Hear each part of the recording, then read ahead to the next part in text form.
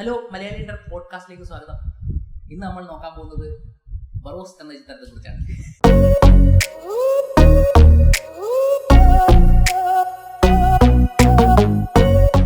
ബറോസ് എങ്ങനെയുണ്ടായിരുന്നു? ബറോസ് കുഴപ്പമില്ലായിരുന്നു.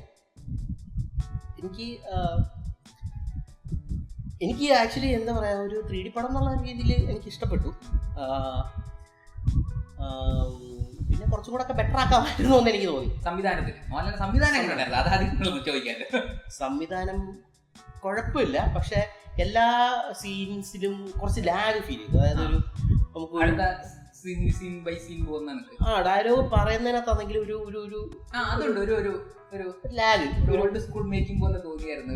2 സെക്കൻഡ് ഒക്കെ എല്ലാ ഫ്രെയിമിലും അല്ലെങ്കിൽ എല്ലാ സീൻസിലും 2 സെക്കൻഡ് കൂടുതൽ ഉള്ളതുപോലെ അപ്പൊ നമ്മളായിരിക്കും ഇത്ര എന്തിനാ വലിച്ചു നിൽക്കുന്നത്, പെട്ടെന്ന് അവസാനിപ്പിക്കാമല്ലോ. പിന്നെ പിള്ളേർക്ക് വേണ്ടിയിട്ടുള്ളതായോണ്ടായിരിക്കാം ചിലപ്പോ അങ്ങനെ ഒരു മേക്കിംഗ് ശൈലി കൊണ്ടുപോകുന്ന എനിക്ക് തോന്നുന്നു.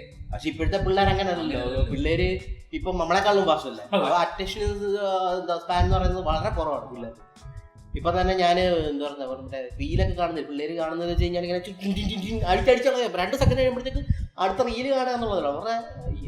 അങ്ങനൊരു സജഷൻ വന്നായിരുന്നെങ്കിൽ എനിക്കൊന്ന് അങ്ങനെ ഒരു സജഷൻ കൊടുക്കാൻ ആരും ഇല്ലായിരുന്നു തോന്നുന്നു. മോഹൻലാലിനൊപ്പം നിന്നവരെല്ലാം പഴയ ആൾക്കാരാണ്. ആ ഒരു ഓൾഡ്നെസ് ആ സിനിമയ്ക്ക് ഫീൽ ചെയ്യുന്നുണ്ടെന്ന് എനിക്ക് തോന്നുന്നു. സ്ക്രിപ്റ്റിലേറ്റിലുള്ള നമ്മുടെ രാജീവ് ഉണ്ടല്ലോ, പുള്ളി തന്നെ ഓൾഡ് ഇതാ. ഒരു ന്യൂ ജനറേഷൻ ആൾക്കാർക്ക് ചിലപ്പം എനിക്ക് തോന്നുന്നു കൊടുത്തിരുന്നെങ്കിൽ ഒക്കെ നന്നായി തോന്നി. ആ ഒരു ഫീൽ എനിക്ക് തോന്നിയായിരുന്നു. ആ ഒരു പഴമ എനിക്ക് കിട്ടുന്നുണ്ട്. കാരണം ഐഡിയ കുറിച്ചാത്തൊന്നും എനിക്ക് ഓർമ്മയില്ല അതെങ്ങനെ ഇതാക്കിയെന്നുള്ളത്. സ്ക്രിപ്റ്റില് കുറച്ചുകൂടെ ശ്രദ്ധിച്ചിരുന്നെങ്കിൽ, കുറച്ചുകൂടെ ടൈറ്റ് ആക്കിയിരുന്നെങ്കിൽ. എനിക്ക് തോന്നിയത് സ്ക്രിപ്റ്റ് പിന്നെയും കുഴപ്പമില്ലായിരുന്നു. പക്ഷെ ഈ ഇതുണ്ടല്ലോ, എന്താ പറയുക, 2 കാര്യങ്ങൾ മെയിനായിട്ട് പാളിയതായിട്ട് എനിക്ക് തോന്നി. ഒന്ന് കാസ്റ്റിംഗ് ഭയങ്കരമായിട്ട് പാളി. കാരണം എന്ന് വെച്ചാൽ ഇത് ഓൾറെഡി പറഞ്ഞാൽ ഇത് വിദേശ രാജ്യത്തും കൂടെ പ്രസന്റ് ചെയ്യാൻ വേണ്ടിയിട്ട് ഒരുക്കുന്ന രീതിയിലാണ് വിദേശ താരങ്ങൾ വന്നത്. പക്ഷെ വേറൊരു കാര്യം ആലോചിക്കണം, നമ്മളെ ഇപ്പം ഒരുവിധം വെളിയിലൊക്കെ കൂടുതൽ പോയൊരു പടമാണ് അങ്കമാലി ഡയറീസ് എന്ന് പറയുന്നത്. അപ്പൊ അങ്കമാലി വെളിയിൽ നിന്നുള്ള നല്ല അഭിപ്രായമൊക്കെ കേട്ടിട്ടുള്ളൊരു പടമാണ്. പിന്നെ ജല്ലിക്കെട്ട് ഇതിന് പോയി എല്ലാത്തിനും അതിനൊക്കെ നല്ല അഭിപ്രായം വെളിയിൽ നല്ല ഇതില്. ആ സമയത്ത് അത് അങ്ങനെ പ്രസന്റ് ചെയ്യാനല്ലേ, ഇത് സാധാ തിയേറ്ററിക്കൽ റിലീസ് പോലെ നമ്മുടെ ഓൺ ടൈം നമ്മുടെ റിലീസ് പോലെ തന്നെ അവിടെയും കൊണ്ട് റിലീസ് ചെയ്യാൻ അങ്ങനെ ഉദ്ദേശിച്ചിട്ടാണ് ഈ വിദേശ താരങ്ങളെ കൊണ്ടുവന്നത്. ഓക്കെ, അതിന്റെ എന്ന് വെച്ചാൽ ആ ഒരു അറ്റൻഡൻസ് ഇത് വേണമല്ലോ അവർക്ക്. മലയാളം പടം തല ഇതുണ്ടോ, ഓളമുണ്ടോ, ഇങ്ങനൊരു മലയാളം പടം കാണണോ, അതിന് വേണ്ടിട്ട് വിദേശത്തിലുള്ള ഒരു ഫേസുകൾ വേണം എന്നുള്ളത് കൊണ്ടായിരിക്കാം ചിലപ്പോ. അത് ശരിയായിരിക്കും. പിന്നെ കഥ പറയുന്നത് അങ്ങനെയാണല്ലോ, വാസ്കോഡ ഗാമ. അതിന് ഇന്ത്യക്കാരെ കൊണ്ടുവച്ചാൽ റെഡി ആവുന്നില്ലല്ലോ. അല്ലല്ല, അവരുടെ കാര്യമല്ല ഞാൻ പറയുന്നത്. ഞാൻ പറഞ്ഞെന്ന് വെച്ച് കഴിഞ്ഞാല് ഇപ്പം കാസ്റ്റിംഗ് ഇതായിട്ട് തോന്നിയെന്ന് വെച്ചാൽ ഇപ്പൊ ഈ പോയിന്റ് പറഞ്ഞപ്പോ ഓക്കെ ശരിയാണ്, ചിലപ്പോൾ അങ്ങനെ ആയിരിക്കാം.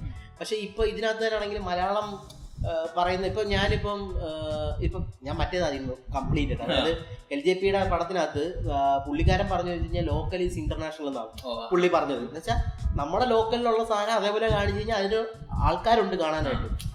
നമ്മൾ വേറെ ഇന്റർനാഷണൽ ആക്കാൻ വേണ്ടി ചെയ്യേണ്ട കാര്യമില്ല. അവിടുന്ന് ലോക്കലായിട്ട് നമ്മൾ നല്ല പ്യുവറായിട്ട് റോ കണ്ടന്റ് കൊടുത്തു കഴിഞ്ഞാൽ കാണാൻ ആളുണ്ട്. പക്ഷെ ഇങ്ങനെ ഈ ഒരു പോയിന്റിൽ വെളിയിൽ നിന്നുള്ള ആൾക്കാർക്ക് ഇങ്ങനൊരു തോട്ട് വരാം, എന്തിനാ വേറെ ലാംഗ്വേജിൽ. ഇപ്പം നമ്മൾ തന്നെ ചില മൂവീസ് വെളിയിലുള്ള ലാംഗ്വേജ് കാണാത്തത് നമ്മുടെ ആൾക്കാരുടെ പടം അല്ലല്ലോ എന്നുള്ള വെച്ച് നമ്മൾ മാറ്റി നിർത്തുന്ന ചില പടങ്ങളുണ്ട്. അപ്പം ചിലപ്പം നല്ല പടമായിരിക്കാം. ചിലപ്പോൾ ഇങ്ങനെ ഈ ഒരു കേസിൽ അങ്ങനെ പ്രസന്റ് ചെയ്യാൻ വേണ്ടിയിട്ടായിരിക്കാം വെളിയിലുള്ള ആൾക്കാരെ കൊണ്ടുവന്നു. കറക്റ്റാണ്. പക്ഷേ ഈ പറഞ്ഞ പോലെ എനിക്ക് ആ കുട്ടിയൊക്കെ സംസാരിക്കുന്ന ചില സീനിലൊക്കെ മറ്റേ പ്രത്യേകിച്ച് കടലിൽ ഇരുന്ന് സംസാരിക്കുന്ന ഒരു സീനുണ്ടല്ലോ, കടലിൽ വീഴുന്നല്ല, അതിന് മുമ്പ് സംസാരിക്കും അവിടെ ഇരിക്കുന്ന അപ്പോഴത്തേക്ക് സംസാരിക്കുന്ന സമയത്ത് എനിക്ക് ഫീൽ ചെയ്തത് മറ്റേ ചന്ദ്രലേഖയ്ക്കകത്ത് പൂജാപത്രി പുള്ളിക്കാരിയെ കൊണ്ടുവന്നിട്ട് സംസാരിച്ചില്ലേ. അപ്പൊ മലണേ ഇത് പഴയ കണ്ടിട്ടുണ്ടല്ലോ എന്ന് ആലോചിച്ചപ്പോ ആ പൂജാപത്രി ഇരുന്ന് മലയാളം സംസാരിക്കുന്ന ആ ഒരു ലെവലിലാണ്. ഇത് കൊള്ളാലോ, അങ്ങനെ എനിക്ക് തോന്നിയത്. പക്ഷെ ഈ പറഞ്ഞ പോലെ ഞാൻ പിന്നെ വേറൊരു രീതിയിലാണ് ചിന്തിച്ചത്. അതായത് ഇപ്പം മലയാളികൾക്ക് വേണ്ടി പ്രസന്റ് ചെയ്യുന്ന സമയത്ത് ഇപ്പം എന്തായാലും ഒരു കേരള കണക്ഷൻ ആ കൊച്ചിനുണ്ട്, മലയാളം സംസാരിക്കുന്നുണ്ട്. അപ്പൊ അങ്ങനെ ഒരു കേസിൽ ലോക്കലായിട്ടുള്ളൊരു എന്താ പറയുക, ഇപ്പം ഇത് വന്നേക്കുന്ന കൊച്ചൊരു ഇന്ത്യൻ വംശജയാ, പക്ഷെ മലയാളം എന്ന് പറയാൻ പോകില്ല. ഇല്ല. അപ്പൊ അതിന്റെ പോരായ്മകളുണ്ട്. പക്ഷെ ആ കൊച്ചു വലുതായിട്ട് കുഴപ്പമൊന്നുമില്ലാതെ നല്ല നല്ല രീതിയിൽ തന്നെ അഭിനയിച്ചിട്ടുണ്ട്.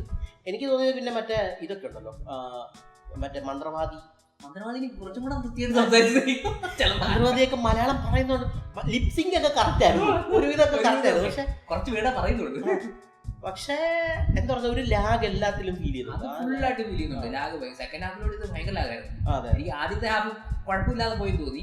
സെക്കൻഡ് ഹാഫ് എത്തിയപ്പോഴത്തേക്ക് മോഹൻലാൽ വരെ ഡയലോഗിൽ ഭയങ്കര പിടിത്തോ ഇങ്ങനെ പിടിച്ച് പറയുന്നതായിട്ട് എന്തുകൊണ്ട് അങ്ങനെ വന്നതെന്ന് എനിക്കൊരു കുറച്ചുകൂടെ ഫാസ്റ്റ് ആയിരുന്നു. എനിക്ക് തോന്നുന്നു കുറച്ചുകൂടെ വർക്കായിരുന്നു. പിന്നെ വർക്കായനെ നല്ലോണം ആക്ച്വലി ഇമോഷണലി കണക്ട് ആയില്ല ഇങ്ങനെ ഒരു സമയം. നമ്മുടെ വ്യൂ പോയിന്റ് അല്ല സത്യം പറഞ്ഞാൽ, പിള്ളേരുടെ ചോദിക്കണം പിള്ളേർക്ക് എങ്ങനെ ഉണ്ടായിരുന്നു. കുറെയൊക്കെ പിള്ളേരെ അടിപൊളിയായിരുന്നു പറഞ്ഞു, കുഴപ്പമില്ല അടിപൊളിയായിട്ട് 3D ഒക്കെ വർക്ക് ചെയ്യാം, അവർക്ക് 3D ഒക്കെ നല്ലൊരു ഡാൻസ് ചെയ്യാൻ പറ്റും. ഇത് 3D ഒക്കെ ഉണ്ടായിരുന്നു, 3D രസം ഉണ്ടായിരുന്നു. പക്ഷെ ഭയങ്കര ക്വാളിറ്റി ഫീൽ ചെയ്തു. അത് അയ്യോ ആ സമയത്ത് തന്നെ എടുത്തു പറയണ്ട, ആർട്ട് എന്റെ അമ്മ എന്നെ കിട്ടിയ ആർട്ടായിരുന്നു, സൂപ്പർ ആർട്ട് വർക്ക് അടിപൊളിയായിട്ട് ചെയ്തിട്ടുണ്ട്. എന്ന് വെച്ചാൽ എന്താ പറയാ, ആ ഒരു റൂം മെയിൻലി ആ റൂമാണ് കാണിക്കുന്നത്. പക്ഷെ അത് ഭയങ്കര ചെറിയ റൂമായിട്ട് എനിക്ക് ഫീൽ ചെയ്തു. ഭയങ്കര സംഭവം കാണിക്കുന്നുണ്ട്. ചില സ്ഥലങ്ങൾ കാണിച്ചത് പിന്നെ ആ ഷോട്ടിൽ ആ സ്ഥലങ്ങളെ കാണുന്നില്ല. ആദ്യം കാണിച്ച സീനുണ്ടല്ലോ പോലെ ഇങ്ങനെ കൂടെ തന്നെ, ആ പിന്നെ ആ സ്ഥലം കണ്ട പോലെ എനിക്ക് ഓർമ്മയില്ല. അത് പല ഈ പറഞ്ഞാലും ശരിയല്ല, ചെറിയൊരു സ്പേസ് ആണ്. അല്ല ആ സ്ഥലത്തിൽ കൂടെ അല്ലേ അവിടെ നിന്നാണ് പൊളിച്ച് വെളിയിൽ ഇറങ്ങുന്നത്. ഓ ശരി ശരി, ലൈറ്റ് റേ കാണിക്കുന്നത് ആ ഭിത്തി തന്നെയാണ് നടന്നു പോകുന്നത്. ആ ഒരു സർക്കിളിനകത്ത് ഉരുട്ടിയ കറക്കിയെടുത്ത ആ സർക്കിൾ ഇറങ്ങി വരുന്നതൊക്കെ ഒരു ചെറിയൊരു എന്തോ ഒരു ഇരുന്നിട്ട് എഴുന്നേക്കുന്നത്. പിന്നെ അത് പക്ഷെ അത് നല്ല ആർട്ട് നല്ല രസമായിട്ട് തോന്നി. അതിനകത്ത് ആ കളറിങ്ങും അവർ എടുത്തേക്കുന്ന രീതിയൊക്കെ അടിപൊളിയായിട്ട് എനിക്ക് തോന്നി. പിന്നെ 3D അത്യാവശ്യം നല്ല രസമുണ്ട്. എനിക്ക് ഭയങ്കര ക്വാളിറ്റി ഫീൽ ചെയ്തു ക്യാമറ ഷൂട്ട് ചെയ്തതിന്റെ. പിന്നെ സന്തോഷവും പറഞ്ഞിട്ടുണ്ട്, മോഹൻലാൽ പറഞ്ഞ ഷൂട്ട് ഒന്നും വെക്കാൻ പറ്റത്തില്ല, ആ ഒരു ഡിഫിക്കൽറ്റി എനിക്ക് ഫീൽ ചെയ്തു. കൊച്ചി സൈക്കിൾ ഓടി പോകുന്നതിന്റെ മൂവ് ചെയ്യുന്നത് ക്യാമറ, ഈ ക്യാമറ എങ്ങനെ മൂവ് ചെയ്ത് എനിക്ക് ഇപ്പോഴും മനസ്സിലാവുന്നില്ല. ഇത്രയും വലിയ വയറിങ്ങും സെറ്റപ്പ് ഉള്ള ക്യാമറ ആ സൈക്കിൾ ചവിട്ടിയ കൊച്ചിന്റെ കൂടുതൽ മൂവ് ചെയ്തു എന്ന് പറയുമ്പോൾ ചവിട്ടുന്നേ അത് മൂവ് ചെയ്യുന്നത്. പിന്നെ ഈ മെല്ലെ ട്രോളിയിൽ കൊണ്ടുപോയതായിരിക്കും, ഓക്കെ സമ്മതിച്ച്. പിന്നെ അല്ലാതെ കുറെ ഇങ്ങനെ ഇട്ടും പാനും ഒക്കെ ഉണ്ട് ഭയങ്കര. അതൊക്കെ ആ ക്യാമറ ഭയങ്കര ഹ്യൂജാ. സന്തോഷം ക്യാമറ ഇരിക്കുന്നുണ്ട്, അതൊരു ഒരു വലിയ പണിയാണ്, അത് ഭയങ്കര ടാസ്ക് ആയിരുന്നു. എനിക്കൊന്ന് സന്തോഷം. പിന്നെ എല്ലാം മറ്റേ ടോപ്പ് ആംഗിൾ ഷോട്ടുകളാണ് എല്ലാം. മോഹൻലാൽ ഇങ്ങനെ ചാടി വരും, മോഹൻലാല് ഇങ്ങനെ നമ്മുടെ ഫ്രണ്ടിലോട്ട് കയറി വരുന്ന സീനൊക്കെ ഇങ്ങനെ പറന്നു വരുന്നു, സൂപ്പർമാൻ പറന്നു വരുന്ന സീനൊക്കെ അടിപൊളിയായിട്ടുണ്ട്. തുടക്കത്തില് പൊട്ടിച്ച് വരുന്ന വെളിയിലേക്ക് വരുന്ന സീനിൽ ഒരു കല്ല് അതെനിക്ക് ഫീൽ ചെയ്തിട്ടുണ്ട്. പിന്നെ ലാസ്റ്റ് ഒരു ഇതുണ്ടല്ലോ, കുഴപ്പമില്ലല്ലോ, പിന്നെ അത് വലിയ പ്രശ്നമില്ല, അത് കാണാനുള്ള സാധനമാണ് കൂടുതൽ. സ്പോയിലർ ഇപ്പൊ കാണാത്ത ആൾക്കാര് ജസ്റ്റ് സ്കിപ്പ് ചെയ്യുക, അല്ലെങ്കിൽ എത്രയും പെട്ടെന്ന് സിനിമ കണ്ടതിന് ശേഷം മാത്രം കണ്ടിന്യൂ ചെയ്യുക. നമ്മൾ ജസ്റ്റ് സ്പോയിലേഴ്സ് എക്സ്പീരിയൻസ് ഉണ്ട്, അത് കാണണം. അതെ, തിയേറ്റർ എക്സ്പീരിയൻസ്. അതെ നമുക്ക് എന്തൊക്കെ പറഞ്ഞു കഴിഞ്ഞാലും തിയേറ്ററിൽ പോയി കണ്ട് എക്സ്പീരിയൻസ് ചെയ്ത് കഴിഞ്ഞാൽ ഈ 3D നമുക്ക് അത്രയും കൊണ്ട് മനസ്സിലാവും. എന്ന് വെച്ചാൽ അത്രയും ക്വാളിറ്റി ആയിട്ട് നമുക്ക് തിയേറ്ററിൽ എക്സ്പീരിയൻസ് ചെയ്യാനുള്ള സാധനം ഔട്ട് ആൻഡ് ഔട്ട് 3Dയിൽ ഷൂട്ട് ചെയ്ത ഒരു സിനിമ വേറെ വന്നിട്ടില്ല. പണ്ടും കണ്ട് വന്ന ഒരു സിനിമ മാത്രമേ ഉള്ളൂ, അല്ലാതെ വേറെ വന്നിട്ടില്ല. അപ്പോൾ ബാക്കിയെല്ലാം കൺവേർട്ടാണ്, 2D ഷൂട്ട് ചെയ്തിട്ട് 3Dയിലേക്ക് കൺവേർട്ട് ചെയ്യാണ്. ചില സാധനങ്ങൾ മാത്രം പ്രേക്ഷകരിലേക്ക് എത്തുന്ന രീതിയിൽ കൺവേർട്ട് ചെയ്തെടുക്കുകയാണ് ചെയ്തത്. ഇത് പക്ഷെ അങ്ങനല്ല, ഷൂട്ട് ചെയ്തേക്കുന്ന 3D ക്യാമറയാണ്. അപ്പം അത് തിയേറ്ററിൽ തന്നെ പോയി കാണുക എല്ലാവരും. ഇപ്പം ഇനി അങ്ങോട്ട് ചിലപ്പോൾ സ്പോയിലേഴ്സ് ഉണ്ടായിരിക്കും, അതുകൊണ്ട് കാണാത്തവർ സ്കിപ്പ് ചെയ്യാം. അവസാനം ഈ ഇതുണ്ടല്ലോ മറ്റേ പാർട്ടിക്കിളായിട്ട് ചെറിയ ഇതായിട്ട്, അപ്പം അതിങ്ങനെ മുഖത്തേക്ക് വരുന്ന ആ ഒരു അതൊക്കെ നല്ല 3D ആയിട്ട്. പിന്നെ ഇടയ്ക്കിടയ്ക്ക് ഓരോ സംഭവമുള്ളൂ, കൈ നീട്ടുന്നതും കൈയൊക്കെ കൊണ്ടുവരുന്നൊക്കെ അല്ലേ. പക്ഷെ എനിക്ക് തോന്നില്ല ഈ 3Dക്ക് വേണ്ടി ഗിമിക്സ് ഒന്നും മോഹൻലാൽ കാണിച്ചിട്ടില്ല സംവിധാനത്തിൽ.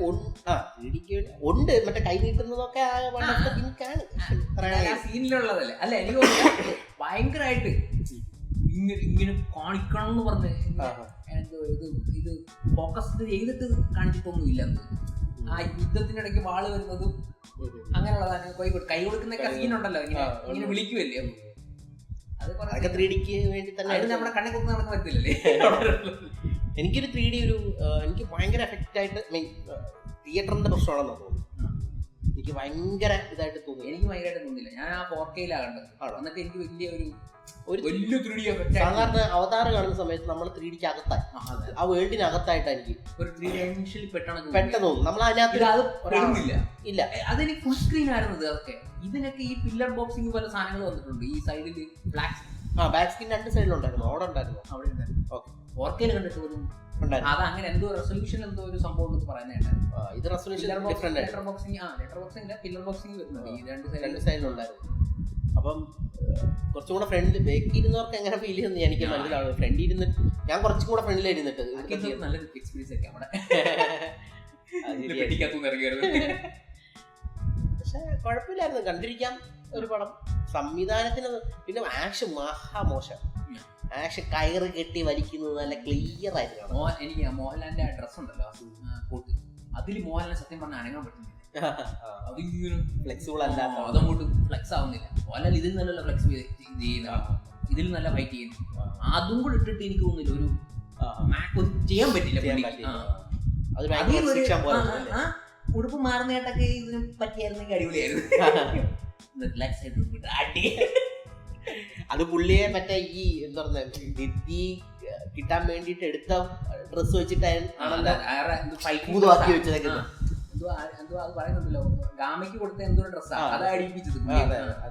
ഗാമ ഈ ഡ്രസ് ഇട്ടിട്ടാണ് ബ്ലഡ് ഷെഡ് ചെയ്തിട്ട് മറ്റേ എന്താ പറഞ്ഞ നിധിയെല്ലാം കൊണ്ടുവന്നത്. അതിട്ടോണ്ട് നിധി ആക്കണം എന്നാണ് ഗാമ പറഞ്ഞിട്ടാണ് ഇതാക്കുന്നത്. പക്ഷെ അത് എന്താ പറഞ്ഞ അങ്ങനെ ചെയ്യേണ്ട ഇതാക്കണ്ടായിരുന്നു. അപ്പം അല്ലെങ്കിൽ വേറെ എന്തെങ്കിലും ഒരു ഇടയ്ക്ക് വെച്ച് വേഷം മാറുന്നുണ്ടല്ലോ. ആ സീനൊക്കെ അടിപൊളിയായിരുന്നു എനിക്ക് തോന്നുന്നത്. മറ്റേ പുള്ളിനെ ഇതാക്കുന്ന സീനൊക്കെ മോഹൻലാലിനെ കൂരിട്ട് ഇങ്ങനെ കുത്തുന്നതും മന്ത്രമൊക്കെ ചെയ്യുന്നതും VFX നന്നായിരുന്നു. തലയില് മറ്റേ ഇത് കയറുന്നതും ഉപയോഗപ്പെടുത്തി അത് സൂപ്പറായിട്ട് ഉപയോഗിച്ചിട്ടുണ്ട്. ടെക്നിക്കലി പടം കിടിലാണ്. ഇപ്പം ഫസ്റ്റ് ഓഫ് ഓൾ ക്യാമറ ഏറ്റവും പ്രോമിസിംഗ് ആയുള്ള ആൾക്കാരാണ് എടുത്തേക്കുന്നത്. ക്യാമറ കിടിലായിരുന്നു. ആർട്ട് കിടിലായിരുന്നു. ആർട്ട് സൂപ്പറായിരുന്നു. പിന്നെ എന്താ പറയുക, കളറിങ് അടിപൊളിയായിരുന്നു. ഒരു നല്ല വൃത്തിയായിരുന്നു. പക്ഷെ എനിക്ക് ഒരു സമയത്തെ കളറിങ് ഭയങ്കര ഓവറായി പോയത്. കടല് കാണിക്കുന്ന സീൻസ് ഉണ്ട്, ഗ്രാഫിക്സ് ആണ്. എന്നാലും അത് പക്ഷെ എനിക്ക് എന്തോ കടലാക്കാതെ കാണിക്കും. പക്ഷെ അതൊരു എന്താ പറയുക ഭയങ്കര ഒരു ബ്ലൂയിഷ് കളർ. അത് ഭയങ്കര ബ്ലൂയിഷ് ആയി.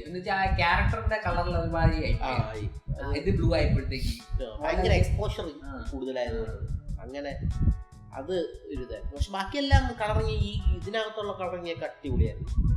പിന്നെ ഈ പറഞ്ഞ പോലെ ചെറിയൊരു സെറ്റപ്പാണ് അതിനകത്ത്. ഇത്രയും കഥ നടക്കുന്ന ചെറിയൊരു സെറ്റപ്പ്.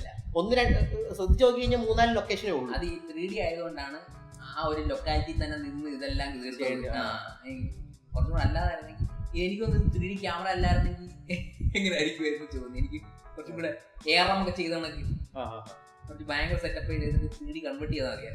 പക്ഷെ അത്യാവശ്യം കുഴപ്പമില്ലാത്തൊരു കഥയായിരുന്നു. കഥ നല്ലായിരുന്നു. ഒരു സ്ക്രിപ്റ്റ് നല്ല രസമായിട്ടായിരുന്നു. പക്ഷെ കുറച്ചുകൂടെ എന്തോ ഈ ടൈറ്റാക്കി ഒന്ന് എടുത്തായിരുന്നു.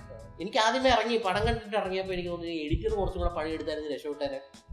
സത്യം പറഞ്ഞാൽ മോഹൻലാൽ ഫിനിഷ് പ്രോഡക്റ്റ് ആക്കിയ കുറച്ച് പിള്ളേരെ കാണിക്കണമായിരുന്നു. ഈ ഇന്നത്തെ തലമുറയിലെ കുറെ പിള്ളേരെ കാണിച്ചിട്ട് എങ്ങനെയുണ്ട് എന്ന് അവരുടെ ജെനുവിൻ അഭിപ്രായം ഉണ്ടായിരുന്നു. അന്നായിരുന്നു ഇതിന് ഒരു അതെല്ലാം ഒന്ന് എടുത്തിട്ട് ഒന്ന് റീ എഡിറ്റ് ചെയ്യായിരുന്നു, റീവർക്ക് ചെയ്തും കൂടെ ചെയ്തായിരുന്നെങ്കിൽ ഇതിന്റെ എല്ലാ പോരായ്മകളും മാറിയാണ്. പിള്ളേർക്കും ഇഷ്ടപ്പെട്ടാണ്. നമ്മുടെ കാര്യമല്ല. പക്ഷെ ഡയലോഗിലുള്ള ലാഗ് എന്ത് ചെയ്യാൻ പറ്റും? എടുത്തു കഴിഞ്ഞാൽ പിന്നെ ആദ്യത്തെ എടുത്ത മറ്റേ റോ ഫുട്ടേജ് ഉണ്ടല്ലോ, ഫസ്റ്റ് എഡിറ്റ് ഉണ്ടാക്കിയല്ലോ, ലൈൻ കട്ടോ അങ്ങനത്തെ ഒരു ലൈൻ എഡിറ്റോ അങ്ങനത്തെ ഒരു പരിപാടി ഉണ്ടല്ലോ. അല്ല, ഫസ്റ്റ് എടുത്ത് ഇത് തന്നെ ഫസ്റ്റ് അവിടെ ലൊക്കേഷനിൽ ഇത് എഡിറ്റ് ചെയ്യണം. ആ സമയത്ത് തന്നെ പിള്ളേരെയൊക്കെ ഒന്ന് കാണിച്ച് ഒന്നാക്കിയായിരുന്നെങ്കിൽ അവിടെ ഫസ്റ്റിലത്തെ കുറെ ഷൂട്ട് ചെയ്ത് വെച്ചിരുന്ന കുറെ ഫൂട്ടേജ് ഉണ്ടല്ലോ. റഷ് എടുത്തിട്ട് കാണിക്കാനല്ല ഞാൻ പറഞ്ഞ, ഫസ്റ്റിലെ മുടങ്ങിപ്പോയ കുറെ പാർട്ടുണ്ടല്ലോ. അല്ല ആ സമയത്ത് തന്നെ അത് എടുത്തു വെച്ചിട്ട് ശരി, അത് ചെറിയൊരു മൂവി സെറ്റപ്പ് ആക്കിയിട്ട് പിള്ളേരെ കാണിച്ചായിരുന്നെങ്കിൽ ഓക്കെ, ഡയലോഗ് പറയുന്നതിനകത്ത് കുറച്ചും കൂടെ ഇതാക്കണം, അങ്ങനെയൊക്കെയുള്ള റിയാക്ഷൻ കാണുമ്പോൾ അറിയാലോ. പക്ഷെ മോഹൻലാലിന്റെ ഒരു ബോൾഡ് അറ്റംപ്റ്റ് ആയിരുന്നു. പിന്നെ പുള്ളി ഒരു മാസ് എലമെന്റുള്ള ഒന്നും ചെയ്യാതെ ഒരു കുട്ടികൾക്ക് വേണ്ടി ഒരു ഫാന്റസി. ബോളിവുഡിൽ ഫാന്റസി ചിത്രങ്ങളില്ല, കുട്ടികൾക്ക് വേണ്ടി ഒത്തിരി സിനിമകളുണ്ട്, കുഞ്ഞു കുഞ്ഞു സാധനങ്ങൾ. പക്ഷെ അത് പേരന്റുകളെല്ലാം കാണേണ്ട സിനിമകളായിരുന്നു. പക്ഷെ കുട്ടികൾക്ക് വേണ്ടി ഒരു എന്ന് പറഞ്ഞാൽ അത് ചലഞ്ചിങ് ആണ് സത്യം പറഞ്ഞാൽ. കുട്ടികളെ തൃപ്തിപ്പെടുത്തുക എന്ന് പറയുന്നത് കുട്ടികളുടെ ഇത് ഇപ്പോഴത്തെ മനസ്സ് എങ്ങനെയാണെന്ന് പോലും പിടികിട്ടത്തില്ല. അവർ ഏത് രീതിയിലാണ് ചിന്തിക്കുന്നതെന്നും. അല്ലെ ഇത് ഈ സംഭവം വന്നപ്പോഴാണ് മറ്റേ കൊച്ചുണ്ടല്ലോ, മാളികപ്പുറത്തിലെ കൊച്ചു പറഞ്ഞ ഇപ്പൊ പഴയ ഫെയറി ടെയിലൊന്നും കണ്ടല്ല, ഞങ്ങൾ അങ്ങനത്തെ കുട്ടികളല്ല എന്ന് അവർ പറഞ്ഞു. അതും ഇപ്പൊ ഭയങ്കര പൊങ്ങി വരുന്നുണ്ട്. അതേപോലെ കുട്ടികളുടെ മനസ്സ് മാറി.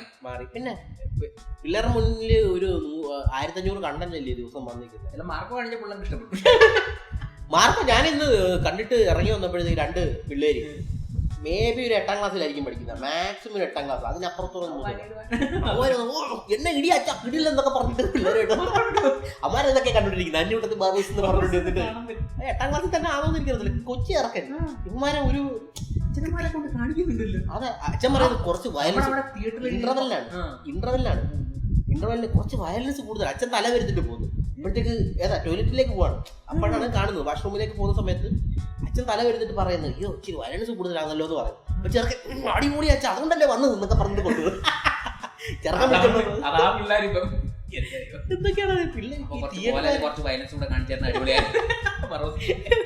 തിയേറ്ററുകാർ സംഭവിക്കുന്നല്ലോ എന്നുള്ളത്. അവിടൊക്കെ എത്തിയിട്ടില്ലേ, അങ്ങ് പോയപ്പോ സമയത്ത് അവിടെ എഴുതിയിട്ടുണ്ട് 18 വയസ്സിൽ മേളിൽ കൊടുക്കത്തില്ല, എൻട്രി ചെയ്യത്തില്ല. ടിക്കറ്റ് ഉണ്ടെങ്കിൽ റീഫണ്ട് ചെയ്യാന്ന് എഴുതി വെച്ചിട്ടുണ്ട്. ആണല്ലേ? ഇവിടെ പിന്നെ ചിലവരൊക്കെ സമ്മതിക്കും. പക്ഷെ ഇതൊക്കെ ട്രോമയായി മാറുന്നില്ല പിള്ളേർക്ക്. ഇത് കണ്ടു കഴിഞ്ഞാൽ സത്യം പറഞ്ഞാൽ അവരുടെ തലയിൽ ഇരിക്കുന്നത് തിയേറ്ററുകാരുടെ തലയിൽ.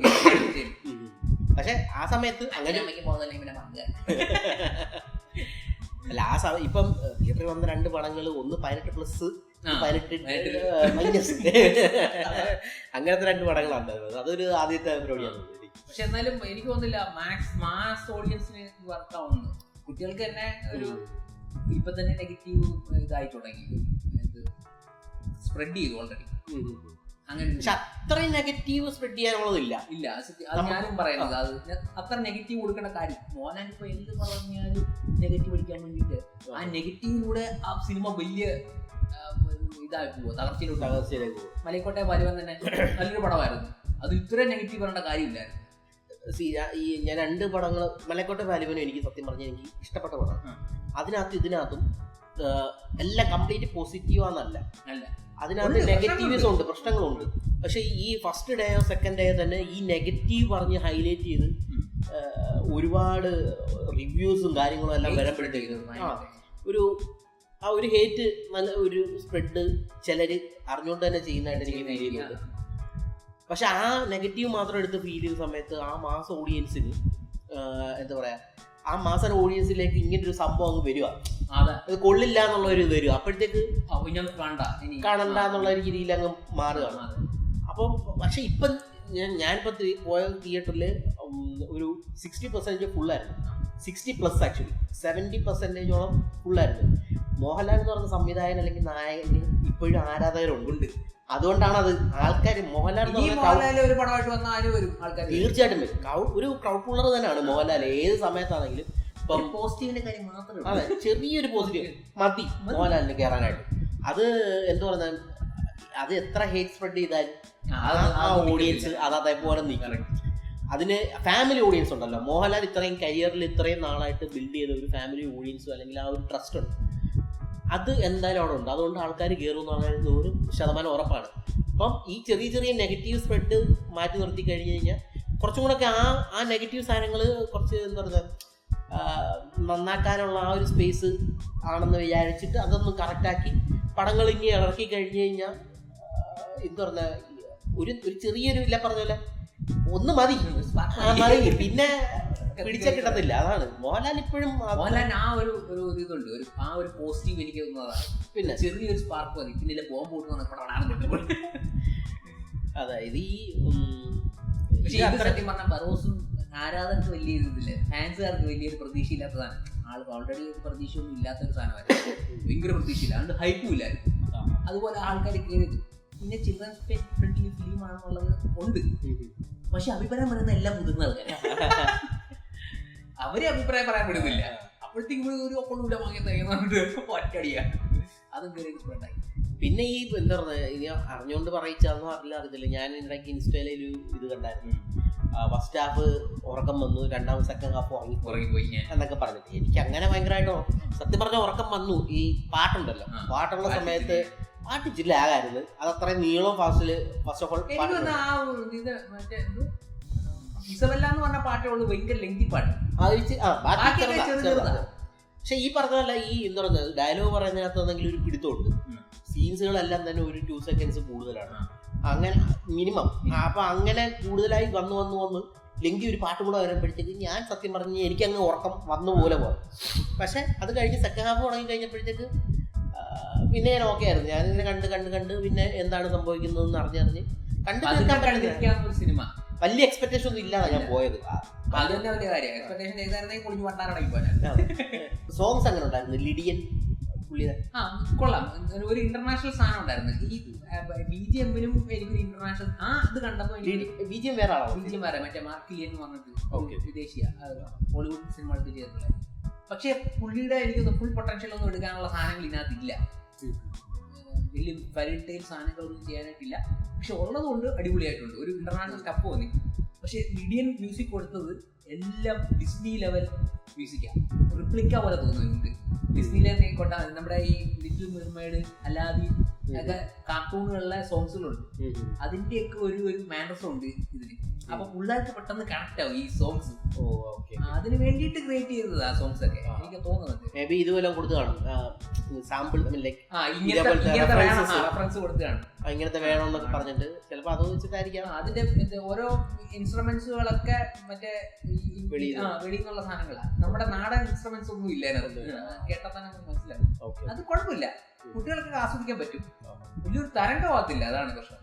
എനിക്കും ഇസബെല്ല എന്ന് പറയുന്ന പാട്ട് ഓർത്തിരിക്കുന്നുണ്ട്. പക്ഷെ എന്നാലും ക്യാച്ചി ആണോ എന്ന് ചോദിച്ചു കഴിഞ്ഞാൽ അത്ര ക്യാച്ചി ഒന്നും അല്ല, അത്ര വരത്തില്ല. മോഹൻലാൽ പാടുന്നായിരുന്നു. അതെനിക്ക് എന്ന് വെച്ചാൽ ഇസബെല്ല എന്ന് പറഞ്ഞ പാട്ട് മോഹൻലാൽ പാടിനേക്കാളും ഫാർ ബെറ്റർ ആയിരുന്നു ഹിന്ദിയിൽ ഷാൻ പാടി. അതല്ല, ഞാൻ കേട്ടില്ല പാട്ട്. അത് നല്ല ഭംഗിയായിരുന്നു.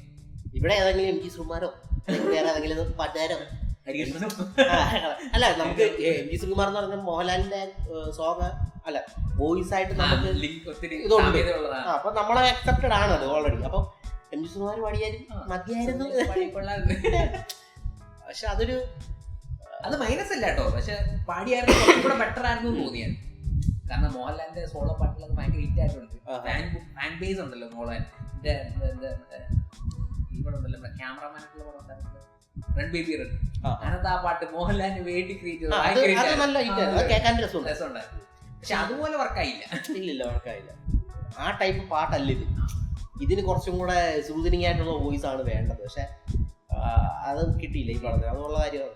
പിന്നെ എനിക്ക് ഏറ്റവും ബറോസിലെ ഏറ്റവും പോസിറ്റീവായിട്ട് തോന്നിയത് മൂഡ് എന്ന് പറഞ്ഞ പാവയാണ്. മൂഡ് കൊള്ളായിരുന്നു, അടിപൊളിയായിരുന്നു. അതിനകത്ത് ഒരു രസമായിട്ട് തന്നെ അത് ചെയ്തിട്ടുണ്ട്, കുറച്ച് എൻഗേജിങ് ആയിട്ട് പറ്റിയത്. നല്ല ആത്മഗുണ ശബ്ദം ഉള്ളതും ഒക്കെ രസമുണ്ടായിരുന്നല്ലേ. എന്തിനാ വെറുതെ എന്ത് കടി. പക്ഷെ അത് ഒരു എന്താ പറയുക, VFX ആണെങ്കിലും നല്ല രസമാണ്. അത് നല്ല ആ മോഹൻലാൽ ആ പാവ ഇങ്ങനെ എടുത്ത് നെഞ്ചിട്ട് എനിക്ക് ഭയങ്കര അത് കറക്റ്റ് ആയിട്ട് ഒരു ജർക്കൊന്നും കൂടാതെ നല്ല VFX ചെയ്തിട്ടുണ്ട്.